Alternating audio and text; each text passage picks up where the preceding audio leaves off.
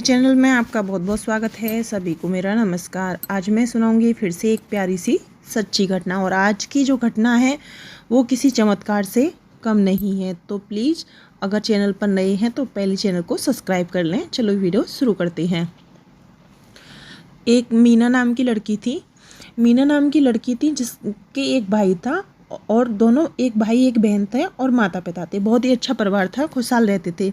मीना पढ़ाई कर रही थी, और पढ़ाई करने के बाद जब पढ़ाई पूरी हुई तो उनकी शादी के लिए लड़का देखने लगे। लड़का जब देखा गया तो मीना जी की फिर शादी कर दी गई। मीना की शादी कर दी गई, और जिस घर में उनकी शादी हुई वो घर इतना अच्छा था कि जो सास ससुर थे वो बिल्कुल माँ बाप का रूप थे, और जो पति थे वो बिल्कुल दोस्त का रूप थे। मतलब मीना जी को बिल्कुल भी कष्ट नहीं होने देते थे, परेशान नहीं होने देते थे। सास जो थी वो बिल्कुल दोस्त की तरह थी। इतना अच्छा परिवार था कि मीना वहाँ जाके बहुत खुश थी, और अपने घर पे भी फ़ोन पर बताती थी कि मम्मी मैं यहाँ बहुत खुश हूँ, मेरा सभी बहुत ध्यान रखती हैं। और उनके घर में भी सब बहुत खुश थे, क्योंकि जिस घर में लड़की अच्छे घर में जाती है तो सभी खुश होते हैं। तो आस पड़ोस में तो सभी जगह बहुत तारीफ़ थी, क्योंकि सभी लोग बहू को इतनी अच्छी तरीके से रखते थे कि उनकी सास बराबर हाथ बटा के काम करती थी, पति भी सहयोग करते थे, ससुर भी इतने खुशदिल और इतने अच्छे थे कि हमेशा मीना से पूछते रहते थे कि तुम्हें कोई दुख तो नहीं है, तुम्हें कुछ चाहिए तो नहीं, कोई भी बात हो तो तुम मुझे बताना, मैं तुम्हारे लिए ला के दूँगा, कभी भी अपने मन को मत मारना। तो बहुत ही अच्छे स्वभाव के लोग थे। तो धीरे धीरे शादी हुई, सभी खुश परिवार था।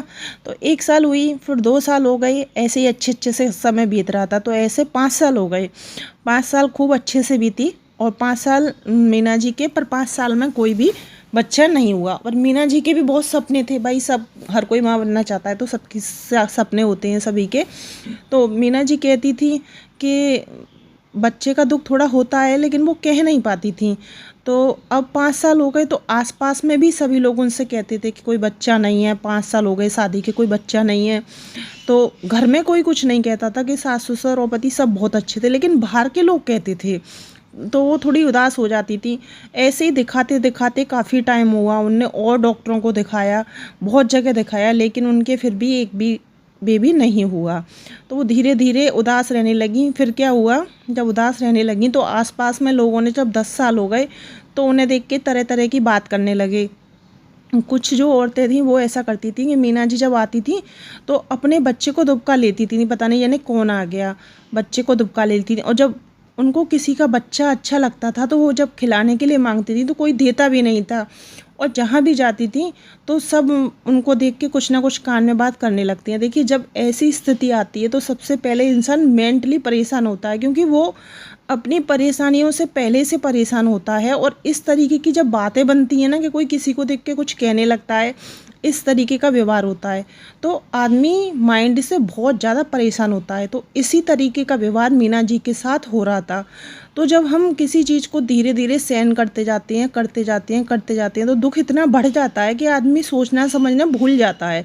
तो इसी तरीके से जब लोग उनके साथ बाहर निकलने पे वार कर रहे थे तो वो चुप रहने लगी। धीरे धीरे चुप रहते वो डिप्रेशन में चली गई।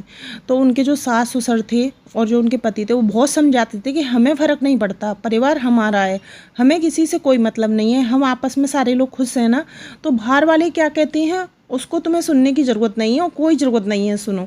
लेकिन जब उनके साथ घर से निकलने के बाद ऐसा व्यवहार होता था तो वो इग्नोर तो करना चाहती थी, लेकिन कुछ बातें जब दिल को छू जाती हैं, हमारी भावनाओं को ठेस पहुंचती है, तो ऐसे दिमाग से परेशान होने पर फिर वो दुखी रहते रहते डिप्रेशन में चली गई। बोलना कम कर दिया। उनके हस्बैंड ने, उनके सास ससुर ने बहुत कोशिश की, धीरे धीरे उनने सारा ही काम बंद कर दिया। बस अकेले रहना, किसी से बात ना करना, चुप रहना, किसी बात का जवाब नहीं देना। तो सब ने कोशिश तो बहुत की, लेकिन वो फिर भी किसी से नहीं बोलती थी। एक दिन इसी तरीके से ज़्यादा टेंशन में रहने की वजह से स्थिति ये आ गई कि अगर खाना खा लिया तो ठीक है, और नहीं खाया तो भी ठीक है। उन्हें ये, जब किसी की दिमागी स्थिति बिगड़ती है, अगर वो बिगड़ती जाती है तो लास्ट में ऐसा ही होता है कि इंसान इतना कमज़ोर हो जाता है अपने दिमाग से, कि ऐसा ही उनके साथ हुआ था कि खाना खा लिया, किसी ने कह दिया खाना खाया, तो उनको ये नहीं पता थी कि मैंने खाना खाया है कि नहीं खाया। किसी चीज़ में इंटरेस्ट ही नहीं रहा था। कि कहीं उनके पति कहते थे चलो मीना आज बाहर चलते हैं, कि नहीं मुझे नहीं जाना, आप चले जाओ। उनके सास ससुर कहते थे चलो बेटा आज पार्क में घूम के नहीं आप लोग चले जाओ। तो मतलब बेरंग सी ज़िंदगी कर ली थी, किसी से कोई मतलब नहीं, अपनी एक अलग ही दुनिया बना लेना जिसमें सिर्फ सोचना और खुद को दुखी रखना। एकदम डिप्रेशन वाली स्थिति थी। धीरे धीरे हालत इतनी ख़राब होती गई क्योंकि सास ससुर अपनी बेटी मानते थे, तो उनको इतना दुख होता था मीना को देखकर। तो उनकी सास बोली कि बेटा मैंने तो बहुत कोशिश कर ली इसको समझाने की, लेकिन ये समझ नहीं रही है और हो सकता है ये समझेगी भी नहीं क्योंकि हम कोशिश कर कर थक चुके हैं। ऐसा कर कुछ दिन इसको मायके छोड़ा, वहाँ पर हो सकता है इसका थोड़ा सा मन बदल जाए क्योंकि दूसरी जगह ये जाएगी तो इसका मन बदलेगा। हो सकता है अपने माँ बाप से, अपने भाई से कुछ बात कहे, अपने दिल की कोई भी बात अगर इसके दिल में होगी तो अपने घर वालों से कहे, चाचा ताऊ में। ऐसे जब बेटी अपने घर जाती है तो थोड़ी खुश हो जाती है। तो बेटा इसकी सेहत के लिए इसको अपने मायके भेज दे। तो फिर उसके हस्बैंड ने कहा कि मीना चलो तुम्हें तुम्हारे मायके छोड़ाता हूँ। तो ना तो मीना ने हाँ का जवाब दिया ना का जवाब दिया कि तुम तैयार हो ना, मैं गाड़ी लेके आऊँगा थोड़ी देर में तो चलेंगे। मीना ने कोई जवाब ही नहीं दिया। जैसे कपड़े पहने थे, ठीक है घर जाना है चलो चलना है, ऐसे चली गई। और उनकी सास ने उनकी थोड़ी सी पैकिंग कर दी, मदद कर दी कि नहीं अच्छे से रहना और वहाँ पर खुश रहने की कोशिश करना। ऐसे तो उतार चढ़ाव हमारी ज़िंदगी में होते रहती है और इसी का नाम ज़िंदगी है। जो संघर्ष करती है उसी को ज़िंदगी कहती है। तो मीना फिर वहाँ पे चली गई। वहाँ पे भी उनका यही हाल था। उनकी मम्मी कोशिश करती थी जा अपनी सहेली के यहाँ चली जा, अपनी चाची के घर चली जा, मार्केट चली जा, तेरा मन बदल जाएगा। लेकिन उनकी स्थिति जो वहाँ पर थी वही सेम अपनी मम्मी के यहाँ थी। तो उनकी सास उनका हालचाल पूछती थी कि कुछ बदलाव आया, कुछ बदलाव नहीं, किसी से नहीं बोलती है, कुछ नहीं करती है, खाने पीने में भी कोई इंटरेस्ट नहीं, किसी चीज़ में कुछ नहीं है। मतलब एक तरीके से छोड़ दिया है हर सब कुछ, कोई मतलब ही नहीं रहा उनको। तो इस तरीके से जब वो अपने घर पर आई, अपनी माँ के घर, तो वहाँ पे लोगों में जब उनकी ये स्थिति, तो धीरे धीरे सारे रिश्तेदारों में भी बात पहुँचने लगी कि मीना की स्थिति ठीक नहीं है, दिमागी रूप से भी परेशान है और अब स्थिति ज़्यादा बेकार हो चुकी है, बहुत दिक्कत है। तो इस तरीके से उनकी चाची जी रहती थी बाहर। तो चाची जी मीना को देखने आई तो उनने बात करने की कोशिश की, मीना तू ऐसे क्यों रहती है, हिम्मत मत हारा कर, ज़िंदगी में कभी भी नई सुबह हो सकती है। मीना ने कुछ खास बात नहीं की। तो चाची जी बोली कि मैं यहीं रुकूंगी। तो जब दूसरे दिन जब चाची जी उसकी उठी तो उनने प्लान बनाया कि आज वृंदावन दर्शन करने चलती हैं और आज वहीं रुकेंगे और सब लोग चलते हैं और दर्शन करके और सारा वृंदावन देख के तब हम लोग लौटेंगे। तो सब ने कहा हाँ अच्छा है। तो मीना बोलती है कि नहीं मैं नहीं जाऊंगी, आप लोग चले जाओ। तो सब ने कहा अरे सब जा रहे हैं तो तू यहाँ क्या करेगी, चल। तो वो बहुत मना करती है, जब सब लोग नहीं मानते तो नहीं जाना तो पड़ेगा। तो फिर मीना जी उनके साथ चली जाती हैं। तो उनकी वहाँ पे सबसे बांके बिहारी जी के सबसे पहले दर्शन करते हैं। बोले बांके बिहारी के अगर तू दर्शन करेगी तुझे एक सुकून मिलेगा, तुझे एकदम राहत मिलेगी कि मैं कहाँ गई हूँ। तो वो सबसे पहले बांके बिहारी के वहाँ जाके दर्शन करती हैं। फिर वहाँ पर धर्मशाला लेती हैं और सभी लोग वहाँ पर टिकती हैं। तो फिर उसकी चाची कहती हैं कि चल मीना अब दर्शन तो कर लिए बिहारी जी के, अब वृंदावन का मार्केट देख लेती हैं, अगर कुछ खरीदना होगा तो हम सब लोग खरीद लेंगे। तो मीना जी कहती हैं कि नहीं मैं नहीं जा रही, आप चले जाओ। अरे आई है तो अब चल। तो बहुत सारे लोग सब रिक्वेस्ट करती हैं क्योंकि सभी चाहते थे कि वो खुश रहें। तो वो चली जाती हैं कि अच्छा ठीक है। तो वो ऐसी उदास चल रही होती हैं और उनकी चाची जी को जो सामान लेना था वो सब लेती जा रही थी, लेकिन उनका कोई रिएक्शन नहीं था। तो वो एकदम मेन मार्केट में पहुंचती हैं तो वहाँ सजे सजे लड्डू गोपाल लगे थे सारी दुकानों पे। तो वो ऐसे देख रही होती हैं लड्डू गोपाल को, तो एकदम से उनको ऐसा एहसास होता है कि सारे लड्डू गोपाल हंस रहे हैं, मुझे देख के सब हंस रहे हैं और मुझे सब हाथ करके बुला रहे हैं कि हमारे पास आ। तो मतलब इतनी दिमागी स्थिति में उनको एक ही अनुभव होता है। उसके बाद वो सोचती हैं कि नहीं मेरा वहम है। तो अपनी आंखें मिसलती हैं, इस तरीके से आंखें मिसलने के बाद फिर आंखें बंद करती हैं और फिर दोबारा से आंखें खुलती हैं तो सारे लड्डू गोपाल फिर से हंस रहे होती हैं और फिर से हाथ दे के उनको बुला रही होती हैं। तो उनको ये समझ में नहीं आता कि ये क्या हो रहा है मेरे साथ, पता नहीं। तो वहाँ पर वो शॉप पे जहाँ लड्डू गोपाल उनको दिख रहे थे चारों तरफ हंस रहे थे, तो उसी में से एक शॉप पर वो जाती हैं और वो वहाँ लड्डू गोपाल को देखती हैं तो उनको एक ऐसा एहसास होता है, अरे मैं बच्चे के लिए इतना परेशान हूँ, ये भी तो बच्चे का ही रूप है, ये साक्षात छोटे बच्चे हैं, मैं इनको भी तो अपना बच्चा बना के रख सकती हूँ। तो मीना को ऐसा भाव आता है, तो वो एक लड्डू गोपाल नहीं, अपनी चाची जी से कहती हैं कि मुझे ये 5 लड्डू गोपाल चाहिए। तो उनकी चाची, उनकी जो स्थिति थी उसमें उनने पहली कोई चीज़ कही कि ये मुझे चाहिए, तो उन्होंने कहा चलो कहा तो सही। तो 5 लड्डू गोपाल को ले आती हैं और सब लोग कहते हैं चलो ये इसका मन तो किया।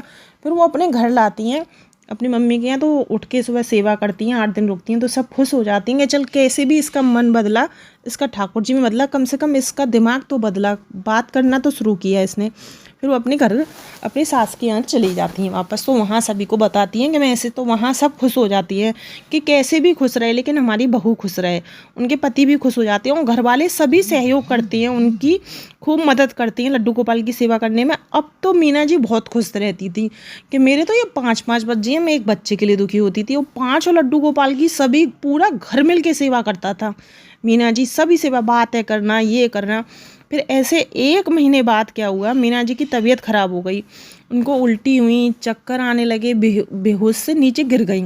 जब डॉक्टरों को फ़ोन किया, डॉक्टर घर पे आए, तो डॉक्टरों ने कहा, उसकी सास ने कहा कि इतना डिप्रेशन में रही है, ऐसा ना हो कि कोई बड़ी बात हो गई हो, इसको कोई दिक्कत हो। तो डॉक्टर से पूछती हैं सभी क्या दिक्कत है इनको, तो कहते हैं अरे ये प्रेग्नेंट हैं और माँ बनने वाली हैं। तो सभी इतना खुश हो जाती हैं, देखिए लड्डू गोपाल की साक्षात कृपा हो गई। मतलब कहते हैं लोग यहाँ तो साक्षात कृपा हुई है कि 1 महीने में ऐसा चमत्कार हो सकता है जो 10 साल से नहीं हुआ। तो सभी बहुत खुश होते हैं। फिर मीना जी अपनी सास को लेके, अपने सभी घर में पति को लेके खूब घूम घूम कर नाचती हैं, लड्डू गोपाल को हाथ में लेके नाचती हैं कि आज मेरी इतनी खुशी जो मिली है वो लड्डू गोपाल को। तो उनके घर में सभी उनसे ज़्यादा बधाई लड्डू गोपाल को दे रहे थे कि जो कुछ भी हुआ है आपकी कृपा से हुआ है। लेकिन उस घर में सभी खुश थे। दूसरे दिन फिर हॉस्पिटल मीना जी को ले जाना था। डॉक्टर ने कहा कल हॉस्पिटल आ जाना, फिर चेकअप कर लेती हैं आगे क्या है। तो वहाँ वो जाती हैं और तो वहाँ उनको एक खबर और मिलती है जिससे वो और खुश हो जाती हैं कि मैम आपके ट्विंस बेबी हैं, 2 बच्चे हैं आपके। तो वो और खुश हो जाती हैं कि भगवान ने मुझ पर इतनी कृपा की कि मुझे एक साथ 2 बच्चे मिले। तो उनके घर में और खुशी बढ़ जाती है। तो पर उनके पति खुश नहीं होते, तो वो अपने पति से बहुत पूछती है कि तुम खुश क्यों नहीं हो, लेकिन वो बताते नहीं हैं क्योंकि वो मीना की खुशी देख रहे थे, तो कुछ बताते नहीं हैं। लेकिन मीना ऐसा एहसास कर रही थी कि शायद मेरे पति खुश नहीं हैं। तो इस तरीके से 1-2 महीने, 3-4 महीने ऐसे निकले। जब 8 महीने हुए तो फिर मीना ने, उनका पूरा घर सभी ध्यान रखते थे, उतना ही लड्डू गोपाल का ध्यान रखा जाता था। तो मीना ने एक दिन अपने पति से पूछा कि मैंने एक चीज़ देखी है, जब से मेरी प्रेगनेंसी हुई है तुम खुश क्यों नहीं हो? सारा घर खुश है, क्या तुम्हें बच्चों के आने की खुशी नहीं है? तुम खुश क्यों नहीं हो? मुझे कभी ऐसा नहीं लगा कि तुम खुश हो। तब उनके पति ने कहा कि मीना, कि जब तुम्हारी प्रेगनेंसी के लिए मैं तुम्हें अल्ट्रासाउंड के लिए हॉस्पिटल ले गया था, तो मुझे डॉक्टर ने बताया था, मैं बताना नहीं चाह रहा था, अगर तुम्हारे मन में गलत चीज़ें आ रही हैं तो मैं बताता हूँ। डॉक्टर ने मुझसे कहा था कि ये केस, जो तुम्हारा केस है उसमें दिक्कत आ रही है, बच्चे या माँ को एक ही को आगे हम बचा पाएंगे, डिलीवरी है जो तुम्हारी होनी है तो वो बहुत ही डेंजर है, इसलिए मैं फ़ैसला नहीं ले पा रहा था, ना मैं तुमसे कह पा रहा था कि तुम बच्चों को मत करो, क्योंकि मेरे बच्चे इतने दिन बाद दुनिया में आए हैं। तो मीना जी कहती हैं अरे इसमें दुख होने की क्या बात है, मैंने तो ज़िंदगी जी ली, लड्डू गोपाल की सेवा कर ली, अब मेरे बच्चे आएंगे, लोग मुझसे अपने बच्चे तुपकाते थे, मेरे बारे में इतनी गंदी गंदी बातें करते थे, कम से कम मेरे बच्चे आएंगे तो कम से कम मेरे ऊपर जो कलंक लगा हुआ है कि मैं मनहूस हूँ, ऐसी हूँ, वो तो हट जाएगा। बच्चों को तुम आराम से पालना और मेरे लड्डू गोपाल का भी ध्यान रखना। तो उनके पति थोड़े भावुक हो जाते हैं, आंसू आ जाते हैं, तो कहते हैं ऐसा कुछ नहीं होगा, लड्डू गोपाल पे विश्वास रखो। फिर वो दिन आ गया डिलीवरी का, तो सभी हॉस्पिटल गए। हॉस्पिटल में फिर डॉक्टर ने अल्ट्रासाउंड वगैरह किया। उसके बाद डॉक्टर ने कहा कि देखिए केस तो मैंने आपको पहले ही बता दिया था कि हम दोनों में से एक को ही बचा पाएंगे, अब फिर भी हम कोशिश करेंगे, लेकिन आप इस चीज़ के लिए तैयार रहना। तो घर में वहाँ पर जितने भी सब रो रहे थे, तो मीना जी को फिर आईसीयू में ले जा रहे थे हॉस्पिटल में उसके डिलीवरी के लिए। तो मीना जी कहती हैं नहीं मैं नहीं जाऊँगी आईसीयू रूम में, पहले घर से लड्डू गोपाल लेके आओ। सब बहुत समझाते हैं कि ये कैसी जिद है, तो वो कहती हैं कि नहीं नहीं तुम घर जाओ, पहले लड्डू गोपाल लेके आओ, जब तक मेरे लड्डू गोपाल नहीं आएंगे, क्योंकि भाई अगर मैं मरना ही चाह रही हूँ तो कम से कम जिनको मैं बच्चा मानती हूँ, जिनको मैं देख सकती हूँ, पहले उन्हें देख कर ही मरूंगी, मरना ही है। तो सब समझाने से नहीं समझती, तो उनके पति जाते हैं और घर से लड्डू गोपाल को अच्छे से लेके आती है। तो अब कहती हैं कि मैं आईसीयू में जाऊंगी तो लड्डू गोपाल को ही लेके जाऊंगी। डॉक्टर बोलते हैं ये कैसी जिद है। तो सभी उनको समझाते हैं कि अरे नहीं, तो वो मानती नहीं है। तो अपने सीने पे लड्डू गोपाल को बैठा लेती हैं। तो कहती हैं अरे कान्हा देख, तू मेरी ज़िंदगी में आया, सारी खुशियाँ आ गई, अब मैं मरने वाली हूँ तो मैं तुझे देख के ही मरने वाली हूँ। तू अपना ध्यान रखना और बच्चों का भी ध्यान रखना। ऐसे कहती हैं, खूब लड्डू गोपाल को सीने से लगाती हैं। और तब जाके डॉक्टर उनकी डिलीवरी करना शुरू करते हैं। जब डिलीवरी करते हैं तो वो कहती हैं कि लड्डू गोपाल को मेरे सामने से मत हटाना, मैं इन्हें देखती रहूँगी। तो उनके जो एनेस्थीसिया लगता है, इंजेक्शन, तो वो बेहोश हो जाती हैं। और फिर उनके दो लड्डू गोपाल को देखते देखते बेहोश हो जाती हैं। फिर दो उनके ट्विंस बेबी होते हैं दोनों। तो जब बाहर आते हैं तो सभी उदास थे कि बचेगा तो एक ही, या तो बच्चे या माँ। तो सब, किसी को खुशी नहीं थी कोई भी, क्योंकि किसी के जाने का और किसी के आने का तो कोई खुशी नहीं थी। तब बाहर आते हैं तो डॉक्टर कहते हैं कि ये जो चमत्कार हुआ है यहाँ हमारे हॉस्पिटल में लड्डू गोपाल आए, हमने तो ऐसा पहली बार केस देखा है, इतना क्रिटिकल केस पहली बार हमने देखा है कि इतने अच्छी तरीके से कि माँ भी सेफ़ हैं और लड्डू गोपाल भी सेफ़ हैं। तो हॉस्पिटल के जितने भी लोग थे वहाँ, डॉक्टर ने कहा कि लड्डू गोपाल आए ऑपरेशन कराने, लड्डू गोपाल आईसीयू में बैठे हैं अपने पेशेंट के, तब उसने ऑपरेशन। तो वहाँ सारे हॉस्पिटल में चर्चा होती है। तो वहाँ सारे लोग उनको देखने आते हैं, मिलने आते हैं लड्डू गोपाल को कि ये चमत्कारी लड्डू गोपाल हैं। तो वो बेहोश हो जाती हैं। उसके बाद बच्चों को बाहर ला दिया जाता है। जब वो होश में आती हैं तो अपने पति से कहती हैं मैं ज़िंदा हूँ या मर गई। तो वो कहती हैं कि नहीं, तुम ज़िंदा हो और तुम्हारे दोनों बच्चे भी ठीक हैं। तो मेरे लड्डू गोपाल कहाँ हैं? कि देखिए यहाँ बैठी हैं ये। तो वो जितने दिन रहती हैं वहाँ लड्डू गोपाल रहते हैं हॉस्पिटल में। और वो एक बात बताती हैं, अपने घर में सभी बहुत खुश थे, सब बहुत खुश थे क्योंकि इतने दिन बाद खुशी आई थी। तो अपने घर वाले वहाँ पे सब आते हैं तो वो सबसे बताती हैं।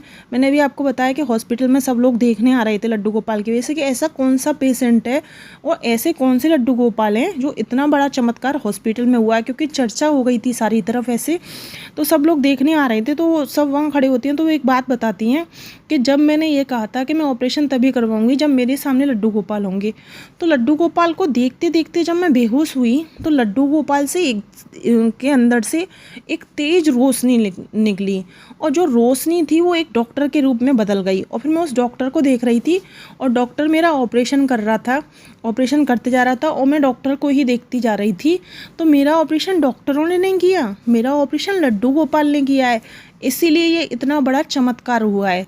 तो फिर वो सभी लोग सुनते हैं तो सबको बहुत अच्छा लगता है कि हाँ, हमारे कान्हा जी किसी को भी दुखी नहीं देख सकते और कहीं भी कोई भी चमत्कार कर सकते हैं। तो सभी लोग वहाँ पर उनको देख के सभी कहते हैं कि भक्ति में इतनी शक्ति होती है। एक भक्त के लिए देखिए लड्डू गोपाल हॉस्पिटल भी आए और उनकी खुद जान बचाई और ऑपरेशन भी लड्डू गोपाल ने किया जिस तरीके से वो बता रही थी। तो सब बहुत खुश हो जाते हैं और फिर छुट्टी लेके वो घर पे चले जाते हैं। तो वहाँ पे फिर से जिनके 5 लड्डू गोपाल थे तो वो 5 लड्डू गोपाल को अपना बेटा मानती थी और उसके बाद अपने बच्चों को मानती थी। जितना प्यार वो बच्चों को करती थी उतना ही लड्डू गोपाल को करती थी। अब तो उनके घर में लड्डू गोपाल से बिना पूछे कोई काम ही नहीं होता था, क्योंकि लड्डू गोपाल का ही घर हो गया था। वो कहती थी अब हमारा घर नहीं है, अब ये घर लड्डू गोपाल का है।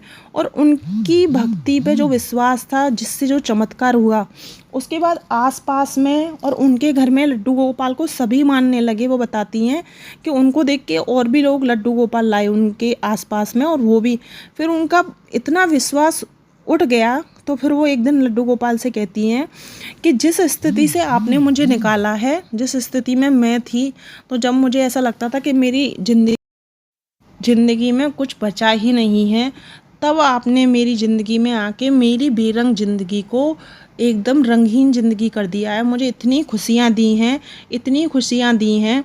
तो मीना जी जब वहाँ पर अपने आसपास में सभी लोग आते हैं, इस तरीके से सुनते हैं कि इतना चमत्कार हुआ है, तो वो सभी को इस तरीके से बताती हैं कि मैं सबको पता भी था। और जब वो पहली बार बेटी अपने मायके अपने बच्चों को लेके जाती है तो वो अपने 5 लड्डू गोपाल को भी पहली बार जब अपने बच्चों को ले जाती हैं तो साथ में ही अपने लड्डू गोपाल को भी ले जाती हैं। जिस तरीके से बच्चों की पैकिंग करती हैं उसी तरीके से सारे लड्डू गोपाल की पैकिंग करती हैं। तो वहाँ पे जितना सामान उनके घर में सभी के लिए आता है, वही सामान जैसे दिवाली पर बच्चों के कपड़े आते हैं, ऐसे ही उनके यहाँ लड्डू गोपाल के कपड़े आते हैं। मतलब भगवान वाला रिश्ता तो है, लेकिन उससे पहले जो रिश्ता था वो माँ बेटे का रिश्ता था। सभी लोग उनको घर में लड्डू गोपाल को बेटा मानते थे। आज उनके बच्चे भी बहुत प्यार से रहते हैं और लड्डू गोपाल भी बहुत अच्छे से रहते हैं। तो ये कहते हैं कि जिस पे ठाकुर जी की कृपा हो जाती है उसका फिर कोई कुछ बिगाड़ ही नहीं सकता। इस कहानी से मिलता है कि जो लोग हिम्मत हार जाते हैं, अगर वो भक्ति दिखाएं, भगवान के प्रति विश्वास रखें, तो इस दुनिया में कुछ भी हो सकता है। कुछ भी ऐसा नहीं है जो नहीं हो सकता। तो देखिए, आज जो मैंने आपके साथ सच्ची घटना शेयर की है, उसे ज़रूर बताएंगे कमेंट बॉक्स में कि आपको जो आज की सच्ची घटना है वो कैसी लगी। वीडियो पसंद आई हो तो प्लीज़ आप सभी सपोर्ट दिखाएं और चैनल को सब्सक्राइब करें, क्योंकि मैं सुनकर ही, अपने बड़ों से सुनकर ही आपको ये सारी घटनाएं सुनाती हूँ। तो प्लीज़ आप लोग भी मेरे को सपोर्ट दिखाएं और चैनल को सब्सक्राइब करें। आप सभी को मेरा नमस्कार।